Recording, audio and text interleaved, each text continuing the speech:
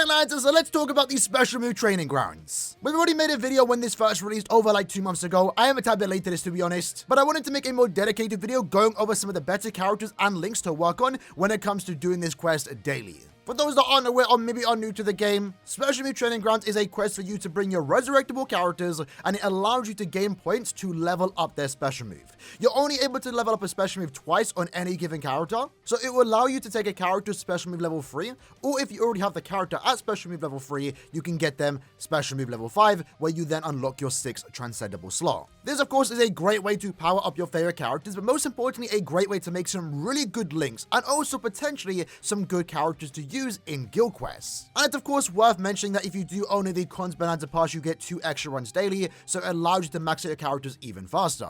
But with that said, let's have a look at some of the better characters and links to use in this particular quest if you haven't already started working on them. So on your screen right now is a quick guide, characters sorted by category on what links they offer and why you might want to actually use them in this particular quest. Now for the most part, I only focus on the most important and useful links that this game has to offer. You can definitely get a use out of this newly resurrected machine sighted Aaroniero, who offers recharge and also paralysis duration, but it's definitely a niche, and to be honest, this character's link doesn't need to be really worked on. At 1-5, even level 1 SP, it's honestly fine. These links though, the ones on your screen, are ones that, give a good amount of damage output, and if you were to transcend them, maybe get them max transcended, you then offer more stats to your main character, therefore doing more damage. At a certain point, if you've already maxed out all your main characters and you have nothing else to use your transcended material on, sometimes it is a good idea, worth investing into your links to make your characters better, especially if you are tackling the very hard and even nightmare difficulties of guild quests, where these links transcended really do make a massive difference. With that in mind though, now let's have a look at each category, breaking them down one by one. So first up, we have the guild quest characters.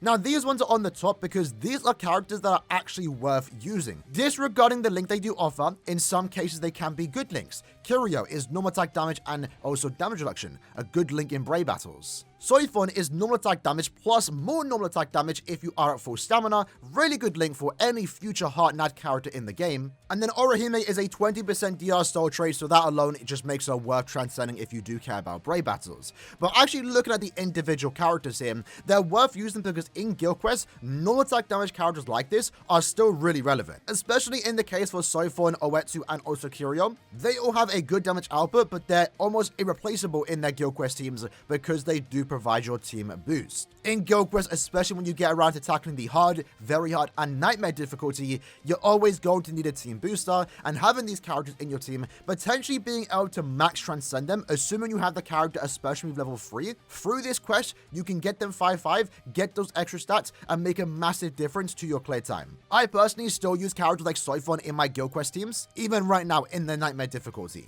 It's just unfortunate that she's currently stuck at 4-5 because I would love to have her at max transcendence. While I don't personally use Oetsu and also Curio, they're definitely worth using in the team. And through this quest, you can at least get them to special move level 2 out of 5, where you unlock their attack and also focus stop. And at that point, they're doing a good amount of damage. They're providing your team with the value from that SA2 and are definitely worth using. In the case for Aaroniero and also Shuhei, they're older characters. They don't provide SA2 boost attacks, so they're mainly there just to be a non-attack damage character for a week where maybe there isn't that many other options. I know for Range Captain Week, there's only like 3 other NAD characters that you can use. And if you don't have them, but you have Aaroniero, well, maybe it's worth taking Aaroniero into this quest so you can get her to level 10 focus, level 10 attack. If you already have her at special move level 3, well, then you can get it to special move level 5, unlock even more stats, and make it even better to help you beat the Range Captain guild quest. In Shuei's case, again, similar character to Aaroniero, good damage output, mainly just there to be a non-attack damage character with high stats, but since he has 2 killers, he can be used in 2 types of guild quest phases. Whether or not you need to actually work on these characters comes down to you, but of all the characters that can resurrect, these are ones that are at least worth getting to 2-5, where you can get their attack stat and focus stat to level 10,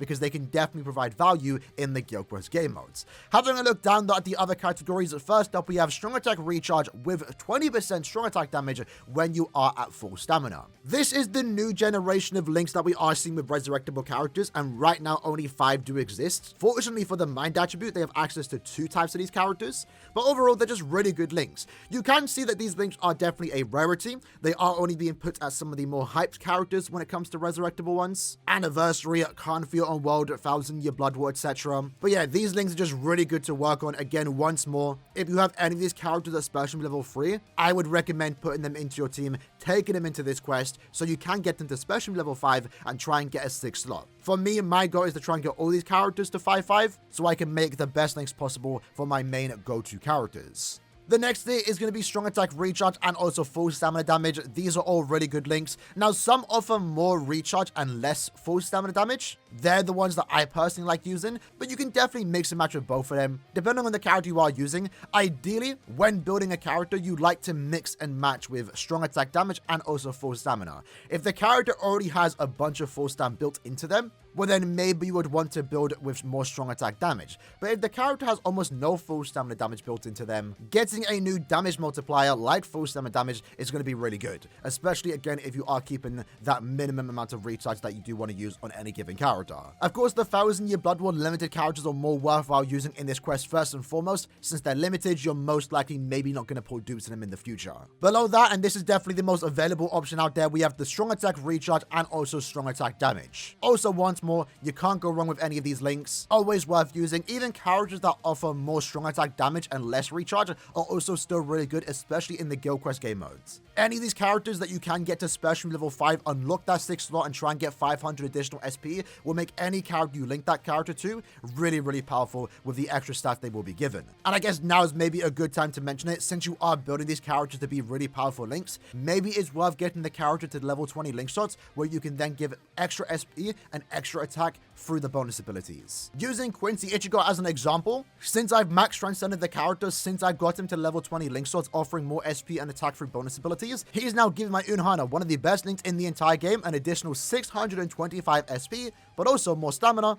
defense, and also attack. Below that, we have the full stamina damage and also strong attack damage combination. It's a build that you might occasionally use in Senkamon and maybe the hard difficulty guild quest. Truth be told, I haven't really used any of these type of builds in quite some time. These links have definitely fallen off a tad bit with the introduction of Nightmare and also very hard guild quests, where recharge is now more important, but they do provide really good damage buffs, could be useful in Senkamon content, even epic raids. Maybe are worth investing into to get special level 5 if you already have the existing character at special level 3. Overall, it's a good combination of soul trades, but really shouldn't be a priority unless you've already worked on all the links you ever need to work on. And below those two, this is the Brave Battle Center, right? Damage reduction is really only good in Brave battles, and those extra stats, even if the character isn't specially level 5, you know, if you were to level the character up to level 10 stamina, attack, and also defense, that's an extra bit of stats to make your main Brave Battle character team even better. I recently did this myself where I worked and used characters that I know I'm going to use as links in Brave Battles,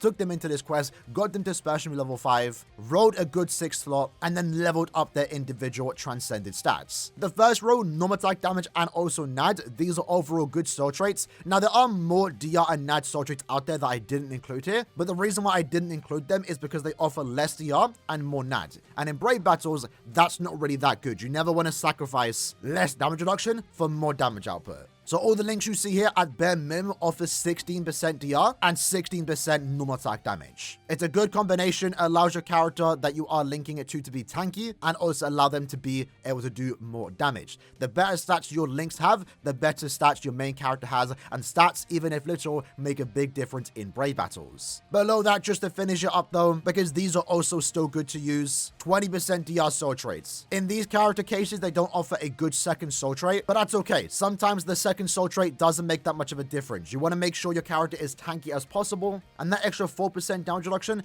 definitely does go a long way. And with that, that's the quick breakdown on the best characters and links to use to take into the special move trial quest to make your best possible links in Brave Souls. And of course, that's important because it makes your new and better characters even more powerful. Soul traits for the most part don't really get outdated, so it's definitely always worth investing into your character's links once you get your main characters out the way. If you're new to the game and you still have a bunch of characters to work on, focus on them. Links always come last, but it's definitely something every account should eventually get around to doing because they do make a big difference in the more difficult content, again like guild quests and even Brave Battles. For those wondering right now, I believe this is my 4th set of characters that I'm working on, my 4th team. that I'm taking into the special move trial quest to get special move level 5. The main reason why I'm using these 3 right now is 1, because I've already worked on some really good and powerful links, but also because they are 1000-year Blood War characters. Uetsu I can take into guild quests, and Shinsui and Toshiro are pretty good links. Either way, let me know what characters you are currently working on right now, and I'll see you guys next time. Take care, and peace.